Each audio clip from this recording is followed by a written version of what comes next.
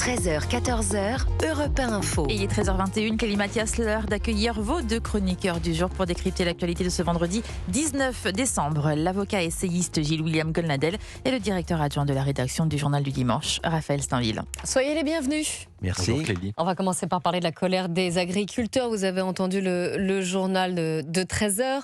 Charles Lhuillier, bonjour. Bonjour Clélie. Vous êtes le correspondant d'Europe 1 en Occitanie. Vous vous trouvez à Tarascon-sur-Ariège. Alors dites-nous, est-ce que les agriculteurs ont l'intention de plier bagages ou est-ce que les blocages continuent et vont continuer, pardon. Pour tout vous dire, ici, beaucoup d'agriculteurs présents à ce barrage de Tarascon sur Ariège ont les yeux vissés sur leur smartphone parce que ils regardent d'abord les chaînes d'infos en continu comme CNews et surtout sont en contact avec leurs représentants syndicaux qui sont en ce moment à Paris pour parler avec notamment Annie Genevard et Sébastien Lecornu. Alors, ce qui se dit ici, c'est tout simplement que si il n'y a pas la fin des abattages massifs dans les cheptels à l'issue de cette journée, eh bien, ils resteront ici. Et c'est pour cette raison qu'ils n'ont pas du tout l'intention de lever le camp, à part s'il y a une intervention de la préfecture avec des forces de l'ordre qui arriveraient. C'est possible également. Charles, qu'est-ce qu'ils pensent autour de vous, ces agriculteurs, de la gestion de la crise de la dermatose nodulaire contagieuse ? Alors, l'argument principal et la revendication principale ici, c'est bien sûr l'abattage massif. Beaucoup ne comprennent pas qu'on puisse tuer, comme c'était le cas par exemple il y a une semaine en Ariège, qu'on puisse tuer plus de 200 bêtes alors qu'il n'y en a que quelques-unes de malades. Ici, les vaccins ont commencé. Il y a eu dans ce département de l'Ariège à peu près 20 000 vaccinations à date, à ce jour.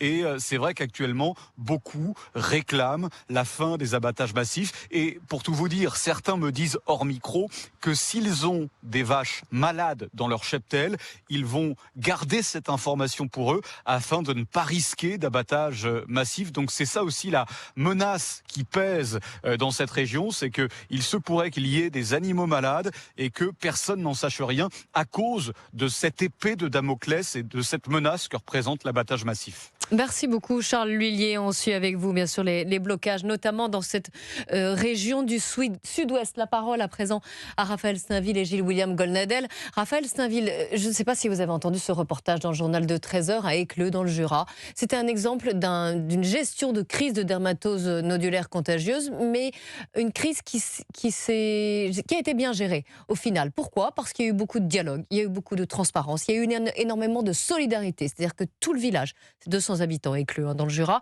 s'est mobilisé autour des exploitants et des exploitations pour les aider à surmonter cette épreuve, car c'est à chaque fois une épreuve, on ne le répétera jamais assez.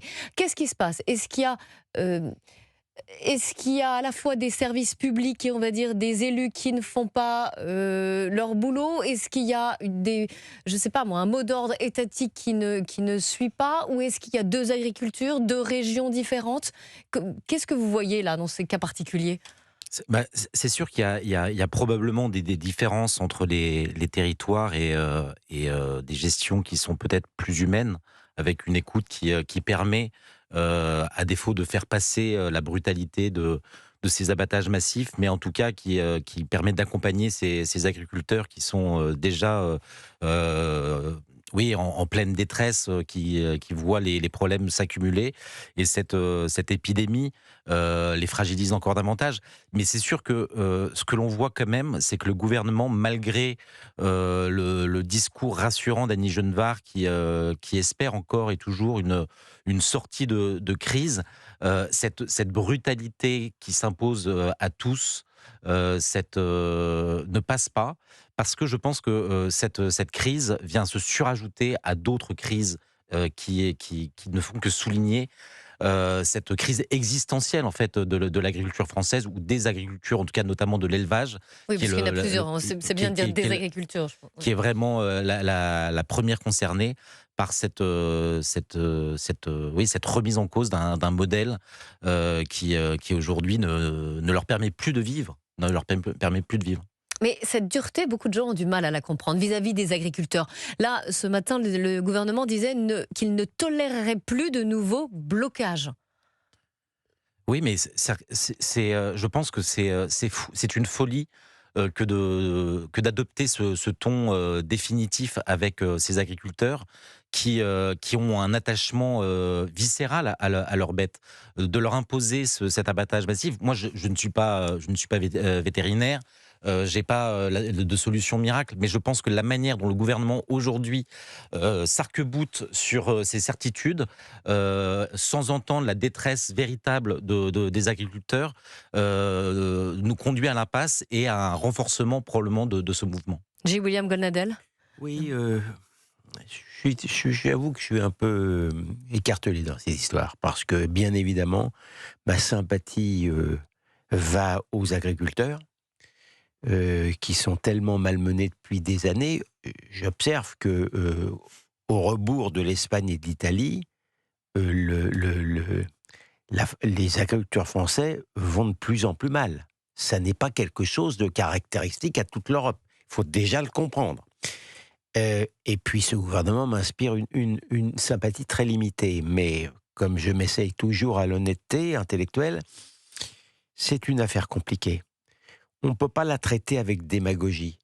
Ce gouvernement, d'abord, j'ai beaucoup de respect pour Madame Genevard, mais ce gouvernement n'est pas responsable comme il l'a été dans l'affaire du Covid, où il n'était pas prêt, il n'y avait pas de masque, il n'y avait pas de vaccin, il faisait venir les Chinois de Chine alors qu'on savait que...